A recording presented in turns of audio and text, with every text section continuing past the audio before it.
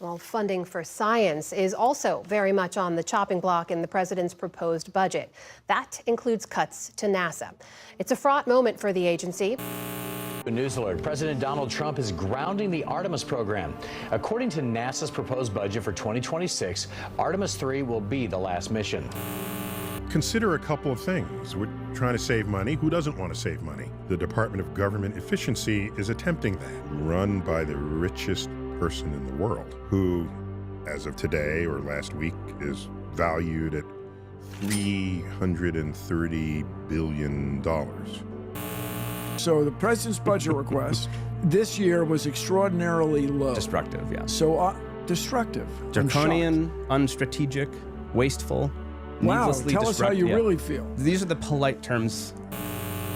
Hundreds of past and present NASA employees have signed a letter urging the space agency to resist the Trump administration's proposed budget cuts. 6 former astronauts were among those signing the letter. The employees wrote in their letter, "We are compelled to speak up when our leadership prioritizes political momentum over human safety, scientific advancement, and efficient use of public resources."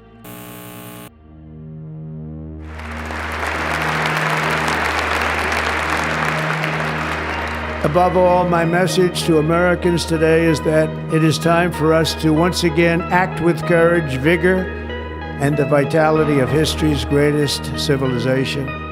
So as we liberate our nation, we will lead it to new heights of victory and success. We will not be deterred.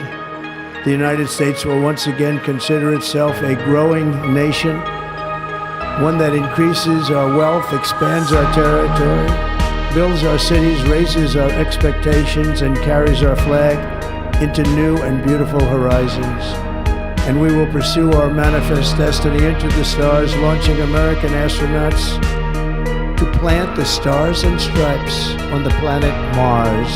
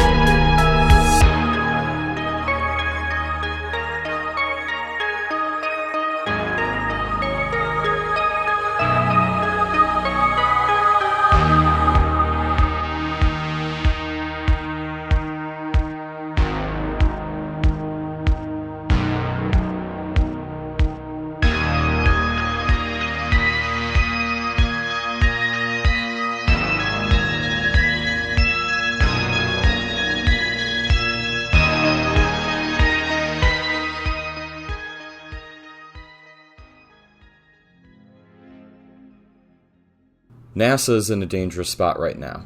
4,000 NASA employees have left, the budget of the agency has been cut by 25%, and it sits at a time when its future is being determined on whether corporate interests will come to dominate the space program or whether Americans will have their voices properly represented. The new NASA administrator is Jared Issacman. He is a billionaire entrepreneur, pilot, and commercial astronaut. Issacman, at first glance, seems like a good candidate to lead the agency. He is personally successful and is passionate about the space program. However, there are a few things that are cause for concern, mainly his lack of experience and knowledge on NASA, and secondly, his ideology. If we look historically at NASA administrators, they generally fall into 2 camps: spaceflight or aeronautics-specific scientists and engineers, or astronauts. There are a few exceptions, a few government bureaucrats, some career politicians, and even a few businessmen like Mr. Issacman. There is sometimes even overlap between these things, like in the case of recent Admin Bill Nelson, who is a politician and astronaut. But one thing is clear: generally real experience in the industry or academia was preferable. This makes sense, as if you're going to lead an organization, especially one as large and complex as NASA, you should probably know its ins and outs. And this isn't just my opinion. Every early NASA engineer I've chatted with on the topic of NASA admin says that things were better in the 60s because the agency was funded, was not pushed around by corporations, and was led by visionary scientists and engineers. I remember speaking with one pre-1986 astronaut who mentioned how NASA management was becoming overly managerial when he was in the agency in around 1982. And this worries me because this is the exact kind of personality that Issacman is. He has no experience that seems to demonstrate an understanding of how a government program should work or how to run a space program. He does have a bachelor's degree in aeronautics from Embry-Riddle and founded Draken International, an aerospace firm which contracts out fighter aircraft for different services. However, he has little to no actual experience as a scientist or engineer. He seems for the most part to be a successful businessman and pilot, which, granted, successfully running 2 multi-million-dollar businesses is impressive, but a business and a government program are teleologically opposed. One works to maximize the acquisition of capital, the other works to benefit the people. You can't do both. Now, I don't think the previous issues are necessarily an unmovable obstacle to him being a good admin. He has proven himself as a driven man who is able to work under pressure, and that's commendable. He's even donated his salary to the U.S. Space and Rocket Center, which I respect. If he's willing to make a commitment to the best interests of the agency and the American people as a whole, I'd support him wholeheartedly. However, Issacman has shown a consistent disregard for the founding goals of NASA and is supportive of ideas that betray civilian spaceflight as a whole. A memo leaked on Twitter details his Project Athena, a 62-page document that outlines the dismantling of the American space program under the justification of efficiency and progress. Some of the more extreme goals laid out in the document are as follows: a generalized theme of taking control of the space program away from the American people and giving it to commercial entities, including but not limited to canceling SLS and having missions be launched exclusively on private vehicles, canceling NASA's Gateway and giving the hardware to commercial entities, repurposing the VAB and other NASA facilities for commercial spaceflight, limiting NASA's aviation activities, removing NASA field sites for efficiency, and cutting the NASA science budget and putting the financial burden on institutions, and more. This is more than just some extreme new changes pushed by a man who doesn't understand what NASA is supposed to do. It is a clear violation of NASA's original stated goals, which are laid out in the National Aeronautics and Space Act of 1968. Number 1. The expansion of human knowledge of phenomena in the atmosphere and space. The document states, take NASA out of the taxpayer-funded climate science business and leave it for academia to determine. This statement is a clear and obvious violation of Article 1, as it's NASA's job to study both Earth and space. Also, where do you think academia is getting their data? Climate change is not some conspiracy, but has been the scientific consensus for over 20 years, and it's unfortunate to see the head of an agency whose primary purpose is science to be falling for propaganda mostly promoted by the fossil fuels industry. It is unscientific and un-American to support these private interests above the public good. Speaking of that, the improvement of the usefulness, performance, speed, safety, and efficiency of aeronautical and space vehicles. To improve the usefulness of spacecraft requires you do more than just sit on the sidelines and oversee private enterprise, which seems to be what he's outlining in this document. Along with this, choosing to launch missions on private vehicles which have a documented track record of serious safety issues over human-rated and flight-proven hardware does not sound like a great improvement on safety. Number 4. The establishment of long-range studies of the potential benefits to be gained from, the opportunities for, and the problems involved in the utilization of aeronautical and space activities for peaceful and scientific purposes. This one is complicated and would require a bit more of a nuanced discussion, but I don't entirely disagree in principle with what he's doing here. However, I am concerned with the language, general attitude, and implications. The preservation of the role of the United States as a leader in aeronautical and space science and technology, and in the application thereof to conduct of peaceful activities within and outside the atmosphere. This document does not directly say it's going to reduce America's role as a leader in spaceflight. However, the reduction in NASA's budget, the reduction in workforce, the offloading of science missions, the rideshare approach, all serve to weaken America's position in the global spaceflight community. Number 6. The making available to agencies directly concerned with national defense of discoveries that have military value or significance, and the furnishing by such agencies to the civilian agency established to direct and control non-military aeronautical and space activities, of information as to discoveries which have value or significance to that agency. Not really relevant to this discussion, as NASA has always had and continues to have a close relationship with the U.S. military, Air Force, and Space Force. Cooperation by the United States with other nations and groups of nations in work done pursuant to this act and in the peaceful application of the results thereof, and, as far as I can tell, nothing major except some sketchy language.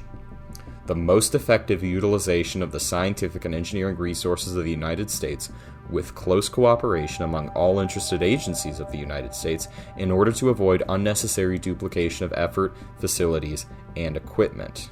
Now, this part of the document originally was talking about how the Air Force, Army, NACA, they all had separate programs which were kind of doing their own thing. However, if we look into the wording of the document, it could be a violation if the rideshare options that are available or being offered are worse than the standard vehicles we're working on now. And if the scientific proposals would weaken discovery, then I'd probably classify it as an ineffective utilization of the scientific and engineering resources of the U.S. It is difficult to see this document as anything other than a political attempt to handicap one of the greatest American institutions. Project Athena's plans for NASA are not based on wanting America to be the best in the world at space exploration, or an attempt to better benefit all mankind. It is based on an ignorant and naive perspective on what the space program is meant to do and how it is supposed to be run. Issacman is in effect the perfect representation of the new age of the corporate space cadet, one who believes that space should not be a public pursuit for all mankind, but is a profit-driven enterprise with the scientific and exploratory goals as secondary. And I shouldn't have to say why that's a problem. However, some may say that this is a good thing, that corporations can do better than NASA is doing currently. And I believe this is worth pushing back against, as it is the primary driver for these kinds of cuts to NASA and for the privatization of spaceflight. A government agency which is fundamentally based on transporting materials from point A to point B should be able to design their own vehicles, or have extensive say in how they are made. This is something that was so obvious in the early space program, it was never really questioned. Only in the early 70s did corporate and political influence really start getting in the way of this. You want the government to direct and pay for a mission to the moon. The government should set the standard using their own expert scientists and engineers whose primary concern is not profit, but the safety and the mission. Then, you get companies to compete over who can meet these standards, using multiple groups building different components who work together to create a final vehicle. It is an elegant system which gives the taxpayers a say in what they're paying for, and leverages the United States' massive industrial base instead of putting all our eggs in one basket. This is what makes our space program so powerful, a public-private collaboration. The usual rebuttal to this point is that this system has become overly expensive and inefficient. However, 1. Historically, program costs have gone down, especially if you look at the Apollo-Artemis comparison. 2. Incompetence or corruption with contractors, which doesn't look great when you consider new space advocates are trying to give these contractors more power and control. Or 3. A lack of funding drawing programs out, which does sometimes make me think that all these cuts are a veiled attempt to intensify the characterization of NASA as a inefficient organization, which in a few years could be used to justify more cuts or even defunding. But hey, that's just a theory. And finally, private groups have only been able to lower the cost of their vehicles as much as they have on the backs of this very system. Issacman's vision, however, involves having NASA become essentially subservient to commercial providers, that NASA would rely on SpaceX and Blue Origin to provide launch services. This attempt at privatizing spaceflight takes control of the American space program away from the American people and into the hands of a few select billionaires. Billionaires who do not serve the best interests of the American people. Interests like exploring and developing new advanced technologies to be used by everyone. Private enterprise is terrible at this kind of work, which sits at the edge of academia, while the benefits of NASA having direct ties with these institutions is what makes it such an important resource. The direction this is inevitably leading in is a stale corporate space program, which drops any scientific research that does not have an immediate short-term profit motive. NASA is not about short-term gains. Its gains are measured in decades, and we're all the better for it. These advancements in science and technology are also usually published for free in the academic literature. This is how you get sites like NTRS, which currently has over 500,000 technical documents published for free for anyone to view. There's a joke I once heard that NASA would put basic technical information about their rockets in fact sheets for children, while SpaceX marks the same kind of information as confidential corporate secrets. This culture of corporate secrecy hurts the science and engineering communities, and it hurts America. It can also be deadly. In 1961, Soviet cosmonaut Bondarenko died after a fire scarily familiar to the Apollo 1 incident, which occurred 6 years after. The Soviets kept the information they learned a state secret for 2 decades, and it is believed by many that if the Soviets would have been open and honest about the incident to NASA scientists, it may have given them the push to fix the issues which led to the later deaths of astronauts Grissom, White, and Chaffee.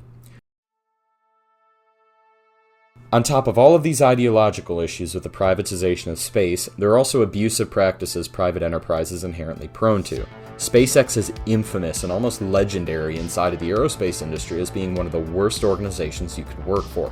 It is a toxic and almost cult-like culture, with many employees bragging about working unhealthy hours and this general attitude of absolute devotion to Musk's vision.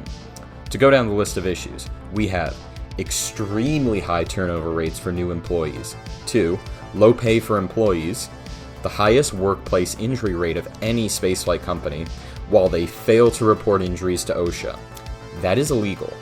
Multiple active and closed lawsuits for numerous reasons, including discrimination on the basis of sex, refusing to hire asylum seekers and refugees by incorrectly applying ITAR, and discriminating against disabled employees, along with the firing of whistleblowers, which is always a great sign. This kind of malice was unheard of in the spaceflight industry before SpaceX. It is obviously immoral and in the long term leads to a worse quality of work. Speaking of poor quality of work, SpaceX has an incredibly poor track record with safety, with alleged attempted cover-ups, sketchy internal practices, and a tolerance for failure and deviation that is rivaled only by the Soviet or Chinese space programs. Their reckless practices have led to 6 of the 11 Starship vehicles exploding, with all showing severe heat shield issues. Ignoring the fact that this kind of track record would have been unacceptable in the Apollo era, and has no place in the 21st century space program, they have already put hundreds of lives at risk. The IFT-7 explosion was an international incident in which SpaceX lost a vehicle to known issues, did not inform the FAA of the explosion, leading to local ATC having to put up no-fly zones and multiple aircraft having to fly through the debris cloud due to low fuel. It goes without saying that this kind of large-scale, systemic, and obvious incompetence is unheard of in government spaceflight.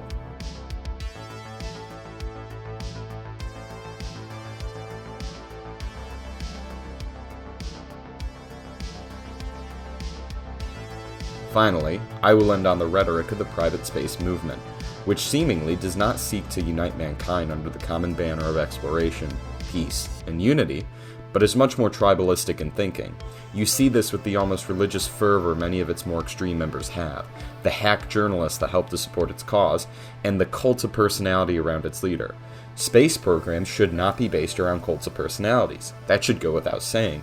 And justifying handicapping the most successful space agency in history because one or more billionaires claim they can do it better is not serious policy.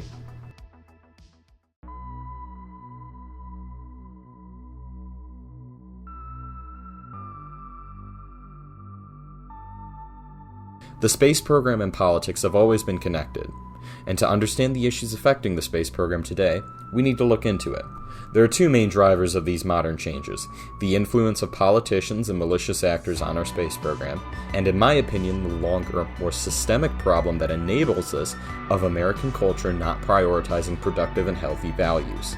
The handicapping of NASA doesn't really make much sense until you put it into the context of a political movement that is ignorant of how academia and government programs work and is actively hostile to them. This newer breed of conservatism is ideologically opposed to so-called big government no matter the cost. So, when you have a program that is seemingly stagnant and corporations who claim they can do better, it makes ideological sense to choose the latter. There is also the corporate aspect. Bezos donated $1 million to the current administration, and Musk donated over $200 million. And having NASA buy heavy lift missions from them for the foreseeable future, under the cover of making spaceflight more efficient, is a really good deal for them. From an outside look, you could say that these 2 men bought the space program. As for the second point, poor cultural priorities, a space program at its core promotes what most would consider to be objectively good principles: exploration, self-expression and creativity, a connection to reality and its beauty, collaboration between all different kinds of people, and benefiting all mankind. Notice how none of these are particularly good political strategies in 2025. No, in 2025 it is much more politically productive to get into childish arguments in the halls of power, insult your political opponent, or any other played-out tribalist strategy that has been used throughout the last 5,000 years. Does our culture focus on the good, progress, or what we can do better? No. Instead, we either give ourselves to a false sense of comfort by pretending everything is fine, or delude ourselves with cynicism. We are in a sort of cultural denial right now, where we distract ourselves with meaningless cultural issues rather than taking a hard look at ourselves, and a power and wealth-seeking political class is more than happy to take advantage of this. Lyndon Baines Johnson, the 36th President of the United States, was a master politician who understood the game of manipulation better than most. When speaking on how Southern politicians manipulated poor white voters, he said, "If you can convince the lowest white man he's better than the best colored man, he won't notice you're picking his pocket. Hell, give him somebody to look down on, and he'll empty his pockets for you." Distract the people, give them an ego, a false sense of identity. Then when that false sense of identity you gave them is threatened by reality, offer yourself as the only one to protect it. There has been no better mechanism throughout history for the control of people. This is how dogmatic religion controls people, this is how the dictator controls his people, and you can make a lot of money by doing it. A civilian space program that is for the benefit of all mankind does not support this tribalism. They are built by hundreds of thousands of people working together regardless of political affiliation, race, or anything else. Spending vast amounts of government resources on NASA, while obviously beneficial to society as a whole, does not help any one political party. But if you can tie your actions to a larger political movement, well, you got yourself a platform to gain more power and profit. These symptoms are a part of the loss of an idealism that we as Americans used to have a better grasp on, while cynicism seems to have become the dominant cultural ideology over the past 50 years. We see the world as dark and threatening where it isn't. Our fellow Americans are seen as enemies and we look down on other nations. We look at achievements that are inherently good with a sneering and dismissive attitude. This started a long time ago. Remember, Nixon canceled the Apollo program largely to help fund the Vietnam War. Nixon prioritized the killing of his fellow man over the advancement of science and human understanding. And the people re-elected him in a landslide. When we become cynical as a culture, we stop dreaming for the common good and instead dream for our own personal good, for our own personal ideology to be satisfied, under the lie that following some arbitrary ideology absolutely will somehow fix everything. In all, Issacman's Project Athena seems like a less than subtle attempt to appeal to corporate America and the new space crowd, dressed up in corporate language to appeal to the politicians in power who have no understanding of science or engineering beyond the 6th grade. If we want to land a man on Mars, that is something we cannot do last minute with little financial commitment. It is going to require planning made by engineers and scientists, not politicians or corporate leaders. It is going to require Apollo-like commitment, and no corporate savior is going to free us from that. The changes that are being implemented at NASA right now go against everything the American space program is supposed to be, and I just hope that the damage Issacman causes is limited to the next 3 years.